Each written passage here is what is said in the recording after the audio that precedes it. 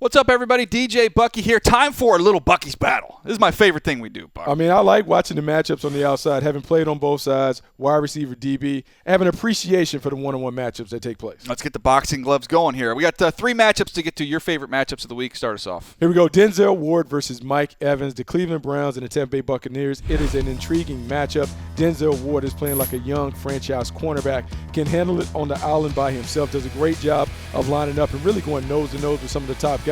But the guy that he's facing in Mike Evans is an absolute monster.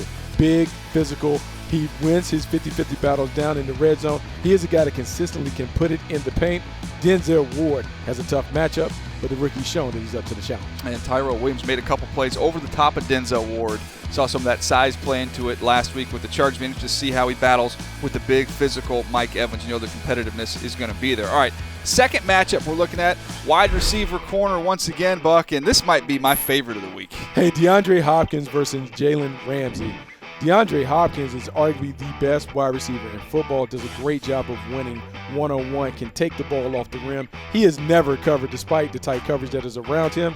And in Jalen Ramsey, you have a guy who has been the top corner in football, does a great job of going nose-to-nose, challenging, rerouting wide receivers, making breaks on throws. He is going to make life miserable for DeAndre Hopkins. But the thing about DeAndre Hopkins, the closer you are to him, the more open he is. He expands the strike zone with his outstanding leaping ability and playmaking skills.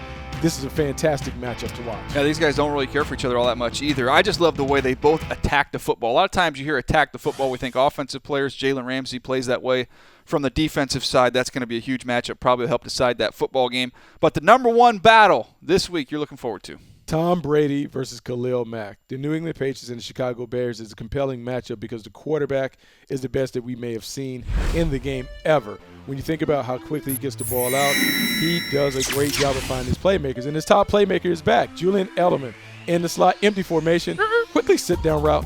Man, they do these paper cut routes over and over again. They really frustrate the defense, and they make you have to overreact to Edelman. Here we go. Once again, sit down, give it to him, wide open. You're talking about 8-9 yards. Is that high percentage, Buck? You think high percentage? High percentage, not a lot of read. So now Edelman picks you apart a couple plays in a row. You send him on a little route, and it creates an opportunity for Rob Gronkowski to get in the middle.